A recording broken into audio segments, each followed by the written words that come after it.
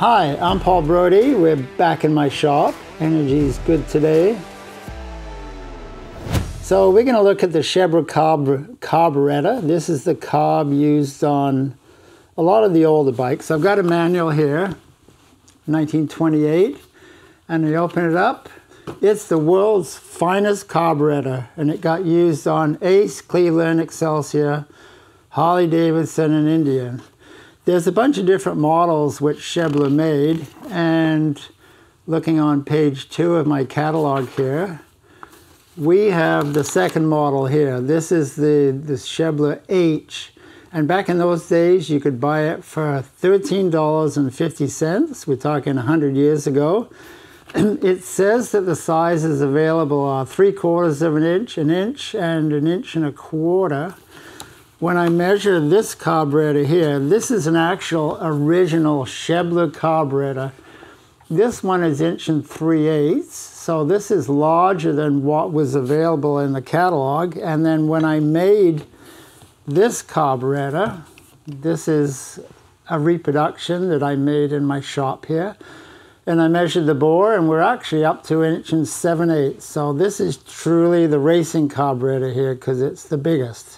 When I started on my Excelsior project back in 2005, I thought I made the assumption that I could find carburetors. And I thought that I made the assumption that I probably couldn't find magnetos. Well, I was wrong, because it turned out that magnetos were easy to find and carburetors were really hard to find.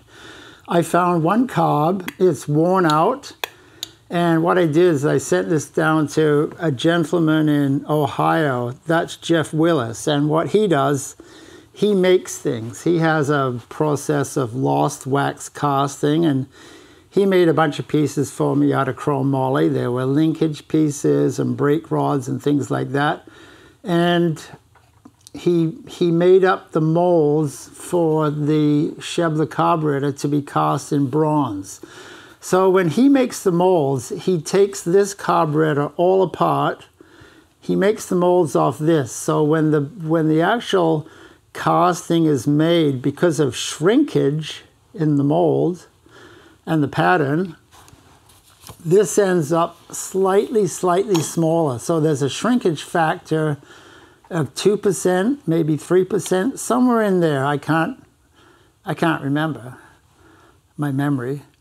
So this one is slightly smaller than this. This is the original I sent down to Jeff. He sends me back all of the castings. There are actually 6 castings to make a carburetor. So these are the 3 big ones, and then there's 3 small ones. This is the linkage that goes up on top, operate the cam and things like that. And then out of that, I make 1 carburetor. And I have pages of notes. To make this carburetor out of these castings, I have 17 pages of notes, and it takes 44 hours. So that's what's involved. So I've had some emails over the years, and people say, oh, you make carburetors. Would you sell me a carburetor? Well, what am I going to sell a carburetor for? I paid a few $1,000s to get the molds made, and then each set of carb castings, what's that? That's another $300. And then you've got all the needles and stuff, and then I had to make all the fixtures, then I had to buy all the drills and the taps and the reamers and all that, make 17 pages of notes. What am I going to sell a carburetor for? They probably think $800. Well, needless to say, I have not sold any carburetors. I think that's a no-go. So on our video today, we're going to look at the Schebler carburetor. I'm going to show you some more of the details. The video next time, we're going to start up Harry high pipes. Harry is Excelsior number 8. And last time it fired up was down at New Smyrna Racetrack in Florida. That's where I went to hospital and had to recover. So the engine hasn't been touched. So next video, we'll fire up Harry 3.5 years later. So that's exciting. So let's look at the carburetor, and I'll explain some details. Thanks for tuning in. I wanted to show you a little bit, it's really basic, a little bit of how a carburetor works. This is the carb off the Aramaki Road Racer. It's an Amel carburetor. It's probably out of the 70s. They call it a Spanish Amel, so even though Amel is a British company, there's a good chance this was made in Spain. Correct me if I'm wrong. So, engine's here, this clamps on. Air comes in through the bell mouth here. Basically, all the air comes in there. Yes, there's a couple little holes for a jet there, but basically, all the air comes in here. On the Schebler Carb, a bunch of air, where the venturi is, it goes through the float ball. There is a tube here. This is almost 1/2 inch. It's on a taper. It's a taper of 4 degrees, 4.5 degrees. I can't remember. And it goes up, and there is a needle here, and there's a jet here. I'll show you that. So that is one of the ways that air gets into a Schebler carburetor. This is the stock carb. This is the racing carb. The racing carb has an added feature of a ported air sleeve. That is this piece right here. So on the regular carb, there is also a valve here. They call this the air valve. Can you see how there's a spring? Right here, this is leather. And the leather sits against the seat here. I don't know if you call this a velocity stack. I don't think you do. So anyway, that is the air valve. Now, when you start the engine, can you see how there's also a position here? It changes the tension on the spring. So they say that this is also the choke. So this is a dual function piece. When the engine's cold, you can use this as a choke. And there are the 3 positions, and then when the engine runs and the engine pulls the air into a combustion chamber, there's also this valve that it'll move with the suction of the motor, the suction of the intake port. So that has 2 functions. So on the regular carb, come on, go in. There we go. So on the standard carburetor, air goes in through the float ball, and air also goes in through what they call the air valve. So on the carbs that I made, it's got a 3rd component here. This is known as the ported air sleeve. Can you see how there's a click system? You can actually hear it. Can you hear the clicks? So you can open this up, and you can add air. Now, when I first got these, I didn't really have anyone telling me how this works. So I made the assumption, I believe, that when you start it up, this is closed off quite a ways. And then when you're going down the straightaway at 100 miles an hour, that's when you open it up. That's what I thought for a long time, and that's what I told people. Well, I don't believe that anymore. I believe that you set this for wherever it makes the engine run the best. So it's probably about there. Can you see the size of the hole there, or the size of the port? This is the ported air sleeve. I did not make this. This comes from Fred Lang. He lives down in LA. He does a lot of work with really old 8-valve Harley Davidson and stuff like that. He's a good guy. So that's where the ported air sleeve comes from. So on this motor, which is Harry High Pipes, air comes in 3 different ways. Comes in through the float ball, comes in through the ported air sleeve, and it goes in through the air valve. Inside, can you see here? There's the float. It's a circular float, and I don't know what it's made out of, some kind of a cork. I find you had to drain out the gas because otherwise it eats away at the float, so that's not the best, but that's all I got. I found that at a swap meet. So how this works, I want to show you quickly here. I'm not going to spend too much time. Can you see? Okay, here's the throttle. This is the throttle when it's closed, and then through the linkage, that opens the throttle. Can you see this piece of metal? This is a cam. That's a roller. This is one of those casting pieces right there. And there's a needle that goes down.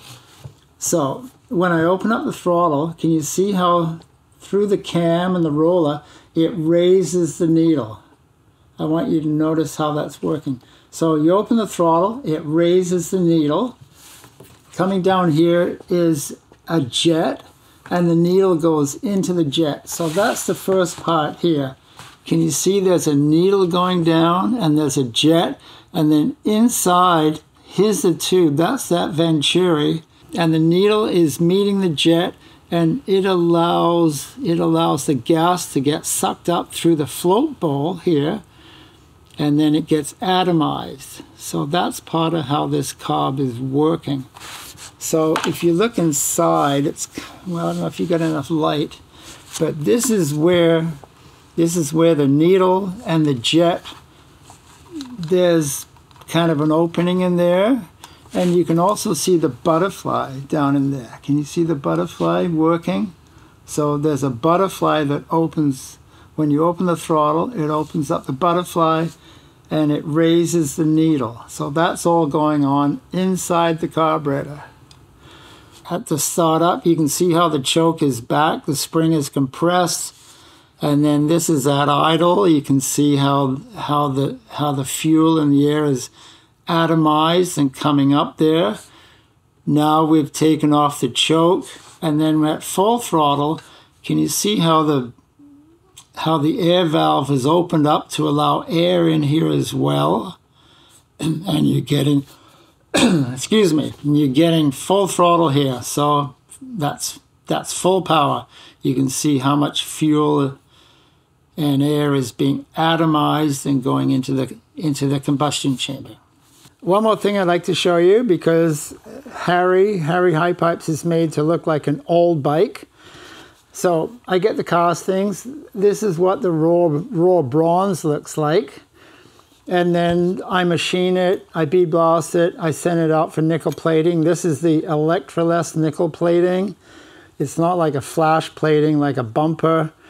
So there's less than half a thou of nickel on here. And then I want to age it.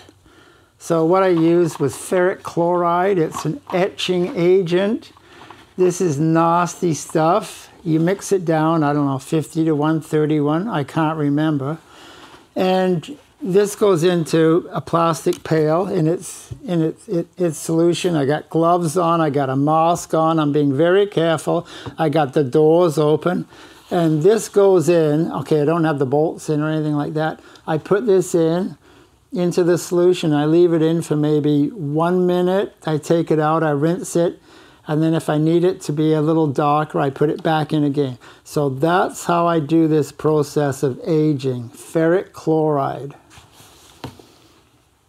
You get that at it's for taking the flux off a circuit board. So you buy that from a electronics components supplier, interestingly enough.